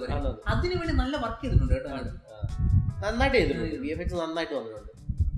അത് പാവയ്ക്ക് ഒരു കറക്റ്റ് ഫീലൊന്നും ഇല്ല, വരപ്പും അതിന്റെ ആ ഒരു മോഡൽ. അത് മറ്റേ തുടക്കത്തിൽ കാണിക്കുന്നുണ്ടല്ലോ, തുടക്കത്തിലല്ല ഇടയ്ക്ക് വെച്ചിട്ട് കാണിക്കുന്നുണ്ട് ഈ ബൂഡുവിനെ ഇവരെ സഹായിക്കുക, വഴികാട്ടി നീയാണെന്നൊക്കെ പറഞ്ഞിട്ട് ബ്ലാക്ക് മാജിക് ചെയ്യുന്ന സമയത്ത് അതിന്റെ എന്താ റോ വെർഷൻ, അതായത് ജീവനില്ലാത്ത വെർഷൻ കാണിക്കുന്നുണ്ടല്ലോ. അപ്പൊ അത് വെച്ച് നോക്കുമ്പോൾ ഓക്കെ, അത് കുറെ നാളിരുന്ന് പഴക്കം വന്നു കഴിഞ്ഞപ്പോഴത്തേക്ക് ഇങ്ങനെ ആയി. ഓക്കെ ആണ്, അക്സെപ്റ്റഡ് ആണ് അങ്ങനെ ഒരു സംഭവം. പക്ഷെ അത് നല്ല വൃത്തിയായിട്ട് തന്നെ ചെയ്തിട്ടുണ്ട്. മിക്ക സീൻസിലും ബ്ലെൻഡായി തന്നെ പോകുന്നുണ്ടായിരുന്നു, ഒരു പ്രശ്നമായിട്ടും തോന്നിയിട്ടില്ല. അത് ഈ പറഞ്ഞ പോലെ എൻഗേജിങ് ആയിട്ട് നിർത്തുന്ന ആ ഒരു ഭാവ അത് നന്നായിട്ട് വന്നിട്ടുണ്ട്. ആക്ച്വലി ഇടയ്ക്ക് നല്ല കോമഡി ആയിട്ട് തോന്നും, ഇടയ്ക്ക് ചെറിയ ചെറിയ സാധനങ്ങൾ ഇട്ട് തരുന്നുണ്ട്. പിന്നെ എനിക്ക് ഇടയ്ക്ക് തോന്നിയെന്ന് വെച്ച് കഴിഞ്ഞാൽ ഇത് 400 വർഷങ്ങൾക്ക് മുമ്പ് ഇതാക്കിയിട്ടുള്ള ഒരു പാവയാണ്. പക്ഷെ ഇപ്പോഴത്തെ ലാംഗ്വേജ് ആണ് പറയുന്നത്. ഇപ്പോഴത്തെ ഒരു സംസാരം കഥയിൽ ചോദ്യം അപ്പൊ പിന്നെ ഇപ്പോഴത്തെ സ്ലാങ് ഉണ്ടല്ലോ, നീ എന്തോടെ കാണിക്കുന്നത് എന്നൊക്കെ പറഞ്ഞിട്ടുള്ള ആ ഡയലോഗ്. അപ്പൊ ഇവര് ഓർമ്മയുണ്ടോ? ഓഫാബി ഞാൻ തിയേറ്ററിൽ പോയി കണ്ട പടം, ഞാൻ ടിവിയിലോ മറ്റേ കണ്ട, അന്ന് കണ്ടതായിട്ട് അതൊക്കെ എനിക്ക് ഓർമ്മയുണ്ട്. ലൈക് ഫുൾ സ്റ്റോറി ലൈൻ അങ്ങനെയൊന്നും എനിക്ക് ഓർമ്മയില്ല. അതിനേക്കാളും കൂടുതൽ എനിക്ക് മൈ ഡിയർ കുട്ടിച്ചാത്ത ഓർമ്മയുണ്ട്. എനിക്ക് മൈ ഡിയർ കുട്ടിച്ചാത്ത അത്ര ഓർമ്മയില്ല. പിന്നെ എനിക്ക് 3D ഒക്കെ വിഷ്വൽസ് ഒക്കെ ഓർമ്മയുണ്ട്. എനിക്ക് മൈ ഡിയർ കുട്ടിച്ചാത്ത എനിക്ക് ഭയങ്കരമായിട്ട് എന്താ പറയുക, അന്ന് എനിക്ക് സത്യം പറഞ്ഞാൽ ഏറ്റവും കൂടുതൽ വർക്ക് ആയത് ഓഫാബിയാണ്. ഭയങ്കരമായിട്ട് ഞാൻ കുറച്ച് നാളത്തെ അതിന്റെ ഒരു പറയലായിരുന്നു. ആ ടൈല് ഭയങ്കര സ്റ്റൈലായിരുന്നു കേട്ടോ. അത് എനിക്ക് തോന്നുന്നു സ്കൂളിൽ നിന്നോ മറ്റോ ആണെന്ന് തോന്നുന്നു കൊണ്ട് കാണിച്ചു. അടുത്തുള്ള ഒരു ലോക്കൽ തിയേറ്ററിൽ ഞങ്ങളെല്ലാം കൂടെ പോയിട്ട് നടന്നു പോയോ അങ്ങനെ അന്നത്തെ ഒരു ഭയങ്കര അറ്റംപ്റ്റ് ആയിരുന്നു. ലൈനായിട്ട് നടന്നു പോയി അങ്ങനെ എന്തോ മാറ്റോ ആയിരുന്നു ഞാൻ കണ്ടത്. പിള്ളേരെ കൊണ്ട് കാണിച്ചു അങ്ങനെ ഒരു രസമായിട്ടാ പോയി കാണുന്നത്. അത് എന്നാ കുട്ടിക്കാലത്താ അന്ന് പിള്ളേരെ കേട്ടാ ചിലപ്പം ഫ്രണ്ട്സ് ഒക്കെ ആയിട്ട് പോയി സംസാരിച്ചൊക്കെ ഇരുന്നോണ്ടായിരിക്കും അത്ര അങ്ങോട്ട് എനിക്ക് ഓർമ്മയില്ല. സത്യം പറഞ്ഞാൽ എനിക്ക് ഓർമ്മയില്ല ആ ഒരു മെമ്മറി. പക്ഷെ മൈ ഡിയർ കുട്ടിച്ചത് എനിക്ക് നല്ല ഓർമ്മയുണ്ട്. അത് തിയേറ്ററിൽ കണ്ടതാണ്. പക്ഷെ സ്കൂളിൽ നിന്നാണോ പോയത് എനിക്ക് അത് ഓർമ്മയില്ല. ആ തിയേറ്ററിൽ മറ്റേ ഈ കണ്ണിന്റെ നടുക്കുന്ന് ഇത് വരുന്നില്ലേ, ഒരു തീപ്പന്തം പോലെ വരികയും ശൂലം എടുത്തെറിയുക അങ്ങനെയൊക്കെയുള്ള സാധനങ്ങളുണ്ട്. അതൊക്കെ എനിക്ക് നല്ല ഓർമ്മയുണ്ട് ഇപ്പോഴും. ആ തിയേറ്ററിൽ നമ്മള് കണ്ടെന്ന് വെച്ചാൽ റീവർക്ക് ചെയ്ത സാധനം രണ്ടാമത് കണ്ടെന്ന് പറഞ്ഞാൽ ആദ്യത്തെ നമ്മള് കണ്ടിട്ടില്ല, നമ്മള് ജനിച്ചിട്ടില്ല. അതും നമ്മൾ കണ്ടിട്ടില്ല. നമ്മൾ കണ്ടത് രണ്ടാമത് റീവർക്ക് ചെയ്ത് വീണ്ടും റിലീസ് ചെയ്ത സാധനം. അതിനകത്ത് മണിയൊക്കെ വന്നു. അത് മണിയൊന്നുമില്ലല്ലോ, കലാമണിയൊന്നുമില്ലല്ലോ. പിന്നെ അവന്റെ ഊർമിളയൊക്കെ വന്നത് ആ സമയത്ത് നമ്മൾ കണ്ടത്. അത് നമ്മള് കൊച്ചു പിള്ളേർ ആ സമയത്ത് തിയേറ്ററിൽ കണ്ടത്.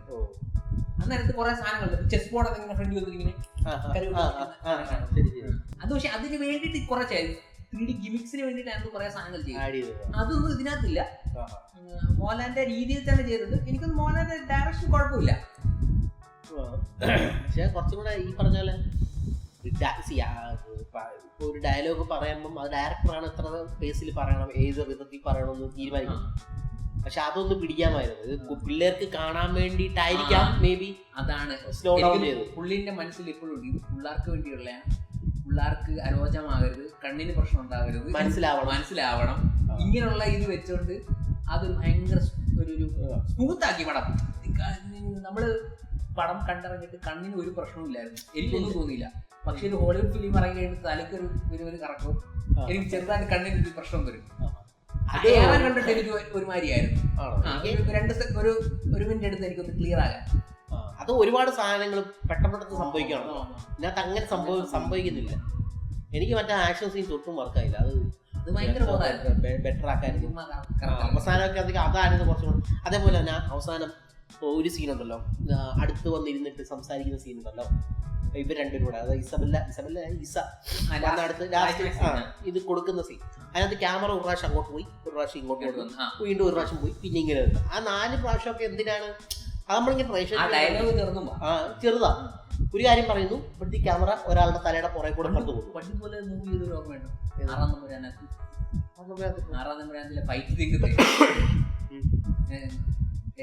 എന്ന് പറഞ്ഞിട്ട് അങ്ങനെ കൊളപ്പള്ളിയപ്പനെ ഇങ്ങനെ ഇത് ആ കളരിത്തറയിൽ വെച്ചിട്ട് ഒരു ഡയലോഗ് അടിക്കുന്നില്ലേ മോഹൻലാൽ. അപ്പൊ ഇങ്ങനെ ഷാജി കൈലാസിന്റെ ക്യാമറ ഇങ്ങനെ അത് പെട്ടെന്ന് പെട്ടെന്നില്ല, പക്ഷെ വലിയ ഡയലോഗ്.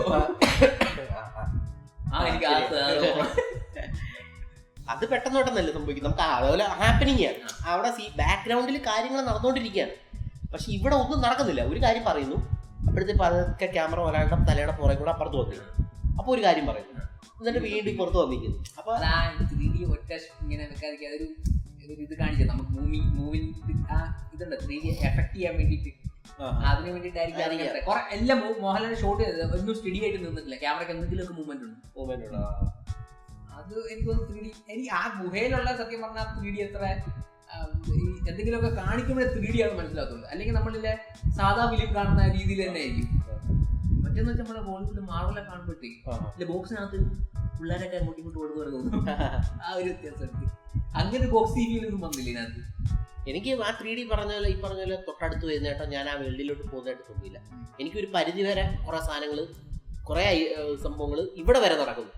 അതിനപ്പം ഈ ലെവല് ഞാൻ എൻ്റെ അടുത്തേക്കോ എന്നെ കഴിഞ്ഞോ ഒന്നും പോകുന്നതായിട്ട് തോന്നില്ല. വളരെ കുറച്ച് എലമെന്റ് പോയതാണ്. ഞാൻ തുടക്കത്തിൽ ഈ പൊട്ടിച്ചിറങ്ങി വരുമ്പോഴത്തേക്ക് കട പൊട്ടിത്തെറിച്ചൊരു കല്ല് പോകുന്നതായിട്ട് തോന്നി, എന്തോ പോകുന്നുണ്ട്. അവസാനമൊക്കെ ആകുമ്പോഴത്തേക്ക് എന്തോ ഒക്കെ പോകുന്നുണ്ട്. അതല്ലാതെ എനിക്ക് എന്താ പറയുക, ഞാൻ ആ വേൾഡിനകത്താകുകയോ അല്ലെങ്കിൽ എൻ്റെ അടുത്തേക്കോ എന്നെ കഴിഞ്ഞിട്ടോ ഒരു സാധനം പോകുന്നതായിട്ട് എനിക്ക് തോന്നിയില്ല. എനിക്ക് ഇവിടെ സംഭവിക്കുന്നു എല്ലാ കാര്യങ്ങളും ഇവിടെ വരെ സംഭവിക്കുന്നതായിട്ട് എനിക്ക് തോന്നിയിട്ടുണ്ട്. പക്ഷെ ഞാൻ എപ്പോഴും അവതാർ അത് ഇവിടെ വരെ വന്നു നിന്നിട്ട് പണ്ടത്തെ 3D അങ്ങനെ ആയിരുന്നു. പക്ഷെ അവതാർ കണ്ടപ്പോഴാണ് എനിക്ക് ആ 3Dയിൽ ഒരു വ്യത്യാസം വന്നു തുടങ്ങുന്നത്. സ്പൈ കിഡ്സ് ഇടയ്ക്ക് വെച്ച് 3D ഒക്കെ ഇറങ്ങി. സ്പൈ കിഡ്സ് അതന്നെ സ്പൈ കിഡ്സ്. പക്ഷെ ഈ പറഞ്ഞ പോലെ ഒരു ബോക്സിൽ അന്ന് ഈ പറഞ്ഞ പോലെ ഈ പില്ലർ പരിപാടി ഉണ്ടല്ലോ, അതാണ് നടന്നത്. അത് ബാക്ക്ഗ്രൗണ്ടിൽ ഈ ഇത് എന്താ പറയുക, 2 സൈഡിൽ ഇത് നടക്കുകയും നടുക്കൊരു ബോക്സിനകത്ത് കാര്യങ്ങൾ നടക്കുന്നതായിട്ടും തോന്നിയായിരുന്നു. അപ്പൊ അതിനകത്ത് കുറെ സാധനങ്ങൾ ഇങ്ങനെ വരുന്നതായിട്ടായിരുന്നു ആ സമയത്ത് 3D.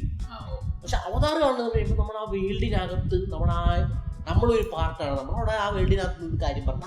അതൊരു ഡിഫറെന്റ് 3D ആയിട്ട് എനിക്ക് തോന്നുന്നു. അതല്ല ഇത് സാധനം, ഈ സംഭവം അങ്ങനെ അല്ല ചെയ്തേക്കുന്നത്. പിന്നെ ഒരു ഇതെന്ന് പറഞ്ഞാൽ ഒരു ഇമോഷണൽ കണക്ഷൻ ഉണ്ടായില്ല.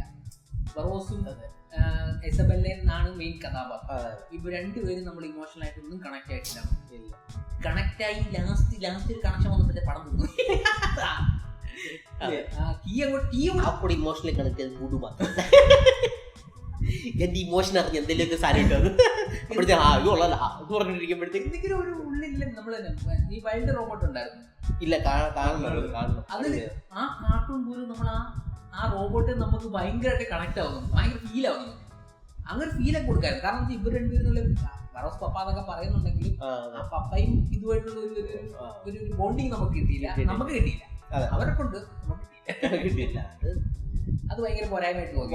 അതിപ്പോ പറഞ്ഞപ്പോഴേ വാളി പടം അതൊക്കെ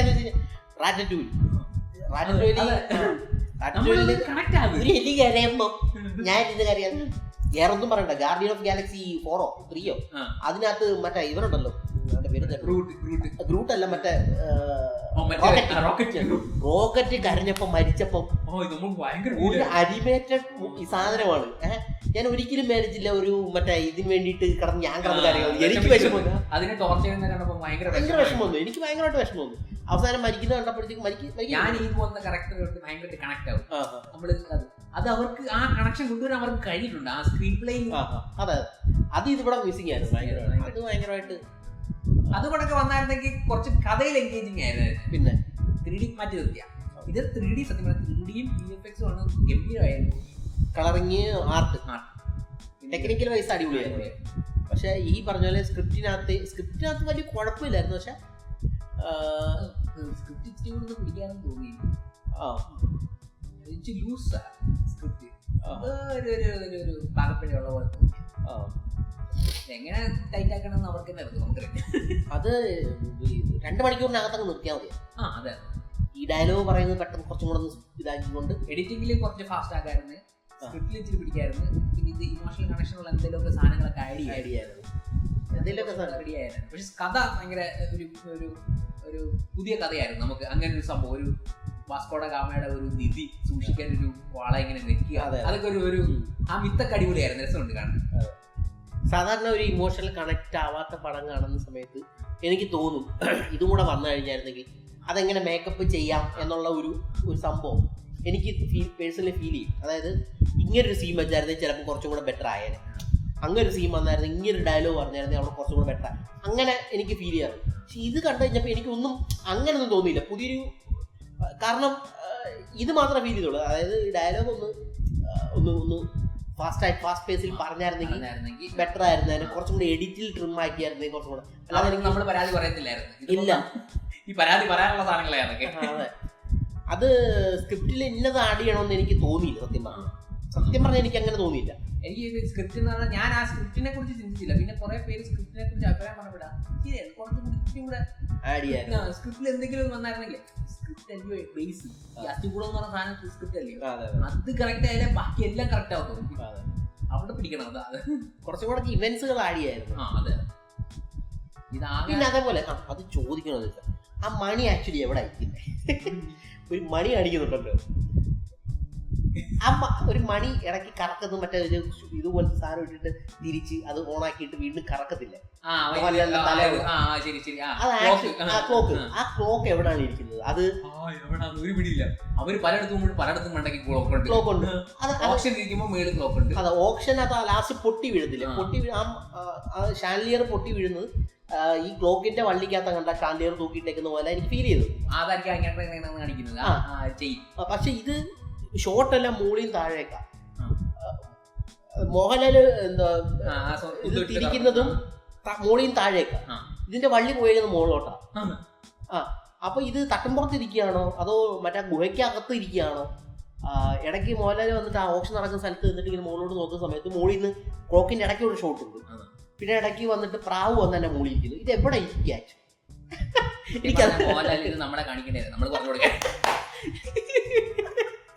ഇത് ഏത് റൂമിൽ ഇരിക്കുകയാണ് കൺഫ്യൂഷൻ ആയി. ഇത് എവിടാണ് ആക്ച്വലി?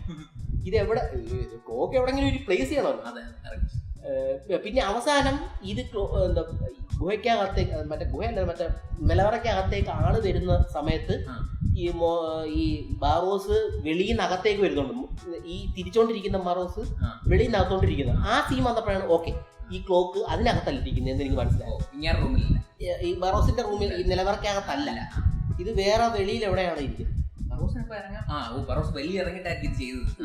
അപ്പൊ പിന്നെ അതേപോലെ വേറൊരു ഡൗട്ട് എന്ന് വെച്ച് കഴിഞ്ഞാൽ, ഈ റൂമിന് പുറത്തേക്ക് ഇറങ്ങി കഴിഞ്ഞു കഴിഞ്ഞാൽ ബറോസിന് ശക്തികൾ ഇല്ലാന്നാ പറയുന്നത്. ഓക്കെ, ഈ ലാസ്റ്റ് സീനില് ബറോസ് വരുന്നത് ഈ വാതിലിൽ കൂടെ അല്ല വരുന്നത്, ബാക്കിലെ ആ ഭിത്തിക്കകത്തൂടെ ഇങ്ങനെ ശക്തി പോകുന്നതായിട്ട് പറയുന്നില്ല. പിന്നെ ബറോസിനെ അല്ല, വെളിയിൽ ഇറങ്ങി കഴിഞ്ഞാൽ നിധി അടിച്ചോണ്ട് പോകും എന്നാ പറയുന്നത്. ശക്തി പോകുന്നു പറഞ്ഞല്ലോ. അതിന് പുറത്തേക്ക് പോകാൻ പറ്റില്ല, ശക്തി പോകുന്ന അങ്ങനെ എന്തോ പറയുന്നില്ലേ? അതുകൊണ്ടല്ലേ ലോക്ക് വീഴുന്നത്, അവന്റെ കാലില് ലോക്ക് വീഴുന്നത്. അത് ആ കൊച്ചെത്തിയപ്പോഴത്തേക്ക് അത് മാറി, അതൊക്കെ പോയി. പക്ഷെ അത് വെളിയിൽ അതിനുശേഷം വേറെ എന്തെങ്കിലുമൊക്കെ മാറ്റം വന്നേക്കാം. അതൊന്നും പറയുന്നില്ല എനിക്ക് തോന്നുന്നു. ഇല്ലെങ്കിൽ പറഞ്ഞത് വെളിയിൽ ഇറങ്ങിയിട്ട് ഈ ഗിമിക്കൊന്നും കാണിക്കാൻ പറ്റില്ലല്ലോ. അതാണ് ഇതാണ് പ്രശ്നം. ചിലപ്പോൾ ഞാൻ മിസ്സായി പോയതായിരിക്കാം, എനിക്ക് മിസ്സായതായിരിക്കാം. അല്ല, എനിക്ക് തോന്നുന്നു കിട്ടിയിട്ടില്ല. അതൊക്കെ ഇതായിരിക്കും സ്ക്രിപ്റ്റിലുള്ള പോരായ്മകള്. നമുക്കൊന്നും കിട്ടിയിട്ടില്ല ഇതൊന്നും. ഞാൻ എന്റെ ആദ്യം തൊട്ട് ഈ കോക്ക് ഇടയ്ക്കിടയ്ക്ക് കാണിക്കുന്നു. ഈ കോക്ക് എവിടെ ഇരിക്കുക? നമ്മുടെ ആദ്യത്തെ ഇങ്ങാരി വന്നു മ്യൂസിയത്തില് അങ്ങാരി വന്നിട്ട് പരിചയപ്പെടുത്തില്ലേ, ഇതൊക്കെ അതാണ് ഇതാണ് എന്നൊക്കെ പറയുമ്പോ, അപ്പൊ ഈ ഇതിന്റെ ക്ലോക്ക് ആയിരുന്നാ തോന്നുന്നത്. അവിടെ തന്നെയാണ് ഓപ്ഷൻ നടക്കുന്നത് ഇല്ലേ? ഈ വാതിലപ്പോ എവിടെ ആയിരുന്നു? ആ വാതിലില്ലേ തുറന്നിട്ടില്ലേ, മറ്റേ അടിയിൽ തുറന്നിട്ട് അകത്തോട്ട് പോകുന്നത്. ആ വാതിലിന്റെ തൊട്ടിപ്പുറത്ത്, അതായത് ഒരു റൂം, ആ റൂമിന്റെ അവിടെ നീല വെളിച്ചം വരുന്ന സംഭവം, അതിന്റെ പുറയിലാണ് ഡു നോട്ട് എൻ്റർ എന്ന് പറഞ്ഞ എഴുതി. അതിന്റെ ബാക്കിലാണ് ഇത് തുറന്നിട്ട് താഴേക്ക് പോകുന്നത്. അതിന്റെ അടിയിലാണ് ഈ നിലവറയും കാര്യങ്ങളൊക്കെ ഇരിക്കുന്നത്. Okay, fine. അപ്പം ക്ലോക്ക് എന്ന് പറയുന്നത് ഈ റൂമിന്റെ ടോപ്പിലായിട്ടിരിക്കുന്നതായിട്ടാണ് എനിക്ക് തുടക്കത്തിൽ മനസ്സിലായത്. പക്ഷെ ബറോസ് അവിടെ നിന്നും അല്ല ഇറങ്ങുന്നത്. അല്ല, വാതിൽ പറഞ്ഞാൽ എവിടെ നിന്ന് കൊണ്ട് ഇറങ്ങി പോയി. അതെ, സാധാരണ വാതിൽ ഇതിന്റെ കൂടെ അല്ലേ ഇറങ്ങി പോകേണ്ടത്. അതെ, അതിപ്പോ ഇങ്ങനെ കറക്കുന്ന ഒരു സെറ്റപ്പ് ഉണ്ടാക്കി വെച്ചേക്കണല്ലോ, അത് എവിടെ പ്ലേസ് ചെയ്യണമെന്ന് അറിയാൻ വയ്യാത്തൊരു ഇതായി പോയെന്ന്. പിന്നെ ഇടയ്ക്ക് വെച്ചിട്ട് ഈ റൂമിലല്ല ഓപ്ഷൻ നടക്കുന്നത്, വേറെ റൂമിലാണ്. ആ റൂമിന്റെ നടുക്കും ഈ ക്ലോക്ക് കാണിക്കുന്നത്. അപ്പൊ എനിക്ക് ഇത് എവിടാണെന്ന് അതിന്റെ പഴയ ചച്ചന്മാര് പണിഞ്ഞതായിരിക്കും, അറിയാൻ പറ്റില്ല. എവിടെ നോക്കിയാലും കാണാൻ എല്ലാത്തിനും അത് ഈ വള്ളി വരുന്നു, ഒരു വള്ളിയല്ലേ വെക്കത്തുള്ളൂ. ആ വള്ളി എവിടെ കൂടെ വരുന്നത് എനിക്ക് അത് നിന്ന് പോയി അല്ലേ? ആ ക്ലോക്ക് നിന്ന് പോയി. ഇപ്പൊ കൊച്ചു വന്നപ്പോ ഓൺ ആയത്, വീണ്ടും എന്തോ ലോക്ക് വന്ന് വീണു, വീണ്ടും അതിനെ ഓൺ ആക്കുമായിരുന്നു. എന്തിനത് ഓൺ ആക്കുന്നത്? മോലാല് അതൊന്നും കറക്റ്റായിട്ടില്ല, ഇല്ലാത്ത വർക്കാണ്. അത് ഓണാക്കിയപ്പോഴാ, അത് സാധനം ഓണാക്കിയപ്പോഴാ കുറെ പടയാളികൾ വന്നത്. അവര് അല്ല, അത് ബ്ലാക്ക് മാജിക് ചെയ്തപ്പോഴല്ലേ? ബ്ലാക്ക് മാജിക് ചെയ്തപ്പോഴാണ് പടയാളികളും മറ്റവരും വന്നത്. ഞാൻ മോഹൻലാലിനെ ഹെൽപ്പ് ചെയ്യാൻ വന്നേ. മോഹൻലാലിനെ ഹെൽപ്പ് ചെയ്യാനല്ല, അടിക്കാൻ വന്നു. അത് മോഹൻലാലിനെ കുത്തി കൊരും. അതൊക്കെ മണി ഞാൻ മോഹൻലാലിനോട് പറഞ്ഞു മണി മനസ്സിലെ ക്ലൈമാക്സില് എക്സ്ട്രാ ക്ലൈമാക്സ് ഒരെണ്ണം കാണിച്ചു. ഇല്ല, അപ്പൊ സ്പോയിലർ പ്രണവ് മോഹൻലാലിനെ കണ്ടില്ല. അതോ കണ്ടില്ല. അല്ല, ഞാൻ പറയുന്നത് കീ കൊടുത്തു ഇസബല കീ കൊണ്ട് വണ്ടിക്കകത്ത് പോകുന്നു. പിന്നെ പ്രണവ് മോഹൻലാൽ വീണ്ടും കീ എന്തിനാ കൊടുത്തത്? അത് ഇസബെല്ല വളർന്നിട്ടാ കാണിക്കുന്നത്, ആ പാട്ട് പാടുന്നത്. ശരിയാണ്. അത് ഞാൻ പറഞ്ഞു പോലെ പോലെ ആ കഥ എന്ത് സംഭവം എനിക്ക് മനസ്സിലായില്ല. വീണ്ടും ഇതൊക്കെ കൊണ്ട് കൊടുത്തത്. എന്നിട്ട്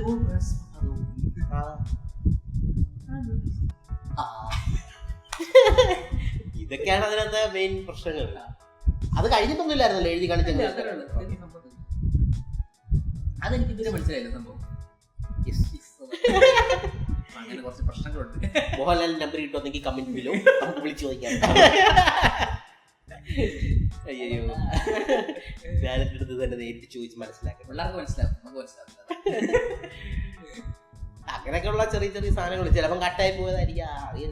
കട്ടായി പോണെങ്കിൽ ഒരുപാട് സെൻസർ ബോർഡ് കട്ടിയോ അല്ല, അങ്ങനെ കട്ടിയല്ല. എഡിറ്റ് പോവാണെങ്കിൽ ഇത് ബോധമില്ലാത്ത എഡിറ്ററായി.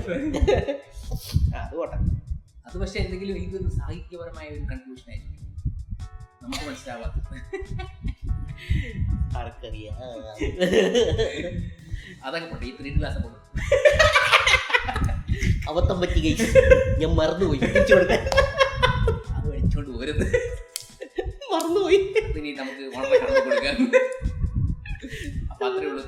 ബറോസ് കാണും. പക്ഷെ 3D എഫക്ട്സിനും അതിന്റെ CG നമ്മുടെ മലയാളത്തിൽ മോളിവുഡില് ഇങ്ങനത്തെ CG ആർട്ട് വർക്ക് എപ്പോഴും ഇത് പഠിക്കാൻ കുറെ ഉണ്ട് ഇതിനകത്ത്. എടുത്തേക്കുന്ന രീതി കണ്ണുനീര് വരുന്ന സീൻസ് ഒക്കെ നന്നായി അടിപൊളിയായിരുന്നു. ഡയലോഗ് അടിപൊളിയായിരുന്നു മോഹൻലാല്. കണ്ണീര് ആ ഒരു ഉപദേശം കൂടെ തോന്നിട്ട്. പക്ഷെ എനിക്ക് ഫീൽ ചെയ്തെന്ന് വെച്ച് കഴിഞ്ഞാൽ ഇത് ഇപ്പം സിനിമ കണ്ടവരെക്കാളിലും കൂടുതൽ ഈ സിനിമയുടെ പുറകിൽ വർക്ക് ചെയ്തവരുടെ കൂട്ടത്തിൽ വർക്ക് ചെയ്തവരുണ്ടല്ലോ, അവർക്കൊക്കെയാണ് എന്താ ഭാഗ്യം എന്ന് പറയുന്നത്. കാരണം വെച്ച് കഴിഞ്ഞാൽ ഇത്രയും ആൾക്കാരുടെ കൂട്ടത്തിൽ ലെജൻഡറി ഒരു കാസ്റ്റ് ആൻഡ് ക്രൂ ആണ്. ഇതിലും വലിയൊരു എക്സ്പീരിയൻസ് ഇനി അവർക്ക് കിട്ടാനില്ല. അതെ, അത് അങ്ങനെ നോക്കി എനിക്ക് അതൊരു ഭയങ്കര എക്സ്പീരിയൻസ് ആണ്. അതെനിക്ക് പൃഥ്വിരാജ് പറഞ്ഞത് മിസ്സായി പോയത് പറഞ്ഞു.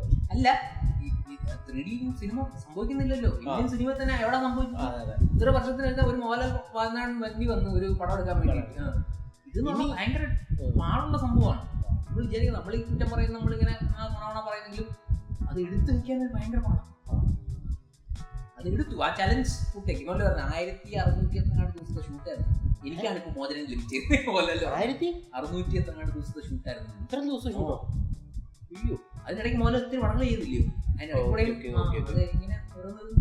അതാണ് സന്തോഷ് ശിവന്റെ അടുത്ത് ആരോ വന്നപ്പം ചോദിച്ച്, ആരാ പറഞ്ഞതെന്ന് അറിയത്തില്ല, ഞാനേതോ ഷോർട്സ് കണ്ടതാണ്. അതിനകത്ത് ചോദിച്ചു, ആ സന്തോഷ് എപ്പോ എത്തി കേരളത്തിൽ കണ്ടു വന്നപ്പം? കേരളത്തിൽ നീ എന്ത് പറഞ്ഞത്? കഴിഞ്ഞ 3 വർഷമായിട്ട് ഞാൻ ഇവിടെ ഉണ്ട്. സന്തോഷ് ശിവൻ പറഞ്ഞു എന്നോട് സ്ഥിരതാമസം ബറോസിന്റെ ഷൂട്ടിങ്ങിനായിട്ട്. ആദ്യം കുറെ ഷൂട്ട് ചെയ്തിട്ട് അതെല്ലാം പോയില്ലേ, വീണ്ടും ഷൂട്ട് ചെയ്തത്. എനിക്കൊന്ന് ജിജോ ന്യൂസ് ആദ്യം എഴുതിയ സ്ക്രിപ്റ്റ് എനിക്ക് ഇതിലും നല്ലതായിരിക്കും എന്നാണ് തോന്നുന്നത്. എനിക്ക് കോവിഡ് കാരണം അതിനുശേഷം എനിക്ക് ഒന്നും കൂടെ ചെറുതാക്കിയതായിരിക്കും പെട്ടെന്ന് തീർക്കാൻ വേണ്ടിയിട്ട്. അതിലായിരിക്കും സത്യം പറഞ്ഞാൽ ഇതില് മിസ്റ്റേക്കുകളൊക്കെ പറ്റിയത്. ആദ്യത്തെ സ്ക്രിപ്റ്റ് ആയിരിക്കും ബെറ്റർ സ്ക്രിപ്റ്റ് എന്ന് എനിക്ക് തോന്നുന്നത്. അതാ പൃഥ്വിരാജൊക്കെ പറഞ്ഞത്, ഇതുപോലെ സ്ക്രിപ്റ്റ് ഞാൻ വായിച്ചിട്ടില്ലെന്ന്. ആദ്യത്തെ സ്ക്രിപ്റ്റായി വായിച്ചത്, രണ്ടാമത്തെ സ്ക്രിപ്റ്റിലൊന്നും ഇവരാരും വന്നിട്ടില്ല. എനിക്കൊന്ന് മോഹൻലാലിന് എനിക്ക് തോന്നുന്നത് ഇത് കളയേണ്ടി വന്നേനെ, എന്നാലും കളയണ്ടെന്ന് ഉദ്ദേശിച്ച് അങ്ങ് തട്ടിക്കൂട്ടി എടുത്താന്നാ തോന്നുന്നത്. എനിക്ക് അതായിരിക്കാം ഈ രണ്ടാമത് ഈ സിംഗൊന്നും കിട്ടാതില്ല. മോഹൻലാലിനെ പോലെ ഒരാള് ഇങ്ങനെ ഇതുപോലൊരു ഇതെടുക്കുമെന്ന് തോന്നുന്നു. ഇങ്ങനെ ഇത്രയും പ്രശ്നങ്ങളുണ്ട്. ഞാൻ ആരെങ്കിലും ബാക്കി വന്ന് പോയി അല്ല, പ്രശ്നങ്ങളുണ്ടെങ്കിൽ ഒരു ചെറിയ നല്ല സിനിമയാണ്.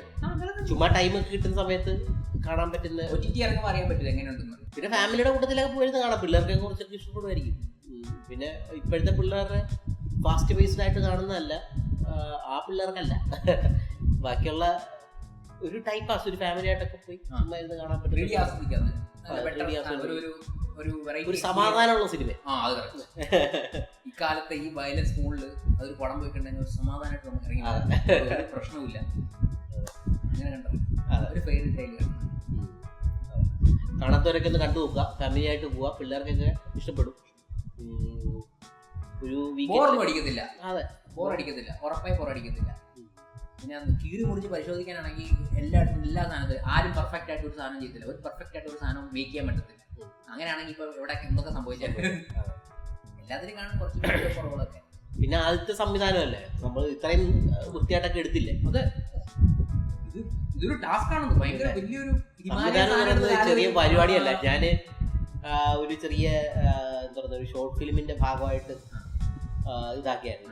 ആ സമയത്ത് സംവിധായകന്റെ ആ എഫേർട്ട് കണ്ടപ്പോൾ മനസ്സിലായി എന്റെ പോലെ അയ്യോ അത് ഫസ്റ്റ് ഓഫ് ഓൾ സംവിധായകന്റെ മനസ്സിൽ വേണം സിനിമ എങ്ങനെ ഇരിക്കണം എന്നുള്ളത്. ആ പോയിന്റ് എടുത്ത് ഷൂട്ട് ചെയ്യുന്ന സമയത്ത് ലൊക്കേഷൻ, ലൈറ്റ്, പിന്നെ ബാക്കിയുള്ള കാര്യങ്ങളുള്ള കാസ്റ്റ് ആൻഡ് ക്രൂ, ആ സമയത്ത് ആ ഒരു എൻവയോൺമെന്റ് അനുസരിച്ച് സംഭവങ്ങളെല്ലാം കൈതുപോകും. ആ സമയത്ത് എങ്ങനെ പ്രോപ്പറായിട്ട് ബിഹേവ് ചെയ്ത് സാധനം വർക്ക് ചെയ്യിച്ചെടുക്കുന്നു എന്നുള്ളതിനനുസരിച്ചിരിക്കും സിനിമ. അപ്പം അതൊരു ഹിമാലയൻ ടാസ്ക് സംവിധാനം തോന്നി. അന്ന് ഞാനത് മനസ്സിലായി. ഇത് ചെറിയ പരിപാടി ഇരുന്ന് കുറ്റം പറയാൻ ആർക്കും പറ്റും, സീരിയസ് ആയിട്ട് പറയാൻ. പക്ഷെ ആ ടൈമിൽ അത് എടുക്കുക. ഇപ്പം നമ്മളൊരു സീൻ മിസ്സായിപ്പോയി, നമ്മൾ എടുക്കാൻ പറ്റിയില്ല, അത് റീക്രിയേറ്റ് ചെയ്ത് എടുക്കാൻ പറ്റില്ല. പിന്നെ രണ്ടാമത് റീക്രിയേറ്റ് ചെയ്യണമെങ്കിൽ അത്രയും ചെലവാണ് അതിന്റെ പുറകെ എന്ത് ചെയ്യും. ഇപ്പൊ നമുക്ക് എഡിറ്റ് ചെയ്ത് ഫൈനൽ ഔട്ട് വരുന്നതിന് തൊട്ട് മുമ്പായിട്ട് ലാസ്റ്റ് ഔട്ട് നമ്മളത് കാണുന്ന സമയത്ത് വിചാരിക്കുകയാണ് ഈ ഷോട്ടും കൂടെ വന്നായിരുന്നെങ്കിൽ കൊള്ളായിരുന്നു, അപ്പോഴായി കണക്ഷൻ സംഭവിക്കുന്നു. പക്ഷെ അതിന് ആ സമയത്ത് റീക്രിയേറ്റ് ചെയ്യാൻ ഒന്നും നടക്കത്തില്ല. ഫൈനൽ ഔട്ട് വരുന്നതെന്ന് വെച്ചാൽ മേ ബി അതൊരു 2-3 മാസം മുമ്പ് ഷൂട്ട് ചെയ്ത സാധനത്തിന്റെ ആയിരിക്കും ഫൈനൽ ഔട്ട് ഇപ്പം വരുന്നത്. ഈ സമയത്ത് 3 മാസത്തിനുള്ള സമയം, ആ സന്ദർഭം, ആ ലൊക്കേഷൻ, ആ കാസ്റ്റ്, ക്രൂ, മേക്കപ്പ് ഇതെല്ലാം റീക്രിയേറ്റ് ചെയ്ത് എങ്ങനെ നടക്കാനോ ഒന്നും നടക്കത്തില്ല. അപ്പം അത് വെച്ചിട്ട് അങ്ങനെ ഓക്കെ ആക്കണം. അത് ഈ ഇടയ്ക്ക് വേറെ ഏതോ ഇത് കണ്ടിരുന്നു, എഡിറ്റേഴ്സ് ചോയ്സിന്റെ ഒരു ഇന്റർവ്യൂ കണ്ടായിരുന്നു. അത് നല്ലൊരു ഇന്റർവ്യൂ ആണ്. അതിനകത്ത് പറയും ചില ആക്ടേഴ്സ് എങ്ങനെ, അതിനകത്ത് എന്തോ ഒരു ക്വസ്റ്റ്യൻ ചോദിച്ചു, ആക്ടേഴ്സിൽ എങ്ങനെയാണ് ഷോട്ടുകൾ ഒരുപാട് വരാറുണ്ടോ. അപ്പം എഡിറ്റേഴ്സ് പറഞ്ഞാൽ ചില ആക്ടേഴ്സ് ഒറ്റ ഷോട്ടിൽ തന്നെ ഓക്കെ ആക്കും. അതെന്ന് വെച്ചിട്ട് അവർക്ക് അറിയാം ഇത് പോകുന്നിടത്തോളം കുളമായിക്കൊണ്ടിരിക്കും. അത് ഈ പുതിയ ആൾക്കാർക്ക് ആദ്യത്തെ ഫസ്റ്റ് ടേക്ക് അത് ഓക്കെ ആയിരിക്കും, രണ്ടാമത് ഓക്കെ എന്നല്ല, അവരുടെ ഏറ്റവും ബെസ്റ്റ് ആയിരിക്കും ഫസ്റ്റ് ഷോട്ട്. രണ്ടാമത് വരുമ്പോ അത് അഭിനയിക്കും, പിന്നെ വീണ്ടും പക്ഷെ മോഹൻലാലിനെയും കമൽഹാസനെയും പോലുള്ള ലെജൻഡ് ആകുമ്പോൾ ഒന്നാമത്തേക്കാളും രണ്ടാമത്തെ ആയിരിക്കും ടേക്ക് അടിപൊളി. അത് അവർ കുറച്ചുകൂടെ ബെറ്റർ ആകും. പക്ഷെ എപ്പോഴും അവർ ഒന്നാമത്തെ ഷോട്ടിൽ തന്നെ ഓക്കെ ആക്കാൻ നോക്കും. പക്ഷെ കാരണം അവർക്കറിയാം രണ്ടാമത്തെ ഷോട്ട് പോയി കഴിഞ്ഞാൽ ഇതെല്ലാം വീണ്ടും ആദ്യം തൊട്ട് ഡയലോഗ് പറഞ്ഞ് എല്ലാവരും കറക്റ്റ് ആയിട്ട് പറഞ്ഞു. പ്രൊഡ്യൂസറിന്റെ കാശ് അത് മാത്രമല്ല, ഇതെല്ലാം രണ്ടാമത് ചെയ്യണ്ടേ. ഇപ്പൊ ഒരു നെടുനീളം ഡയലോഗ് ഇടയ്ക്ക് വെച്ച് കട്ടായി പോയി കഴിഞ്ഞ് കഴിഞ്ഞാൽ രണ്ടാമത് ആദ്യം തൊട്ട് പറയണ്ടേ. അപ്പൊ സമയം മെനക്കേട്. ആ മെനക്കേട് ഒഴിവാക്കാനായിട്ട് എല്ലാവരും ആദ്യം തന്നെ അഭിനയിക്കാൻ നോക്കും. മലയാള ഇൻഡസ്ട്രി എന്ന് പറഞ്ഞാൽ ഏറ്റവും ദിവസം കുറഞ്ഞ് ഷൂട്ട് ചെയ്യുന്ന 25-20 ദിവസങ്ങളിലൊക്കെ ഒരു സിനിമ ഷൂട്ട് ചെയ്ത് കറക്റ്റ് വെച്ചിട്ടുള്ള പരിപാടി. അപ്പൊ ഇതിലും ഭയങ്കര പിടുത്തമൊക്കെ കാണുമായിരിക്കും. അതുപോലെ ചെയ്യുന്നു. എന്തായാലും നല്ലൊരു പടമാ, എല്ലാവരും എക്സ്പീരിയൻസ് ചെയ്യണം. അതെ, ഒരു 3D എക്സ്പീരിയൻസ് ചെയ്യണം. നല്ല വലിയ സ്ക്രീനുള്ള, നല്ല ഓഡിയോ ക്വാളിറ്റി ഉള്ള തിയേറ്ററിൽ പോയിട്ട് കാണാൻ പറ്റുന്ന ഒരു നല്ലൊരു പടം. ഫാമിലി ആയിട്ടൊന്ന് പോയി കാണുക. കണ്ടിട്ട് ഈ വീഡിയോയുടെ അടിയിൽ കമന്റ് ചെയ്യാം. അഭിപ്രായം. ഓക്കെ, കാണാം.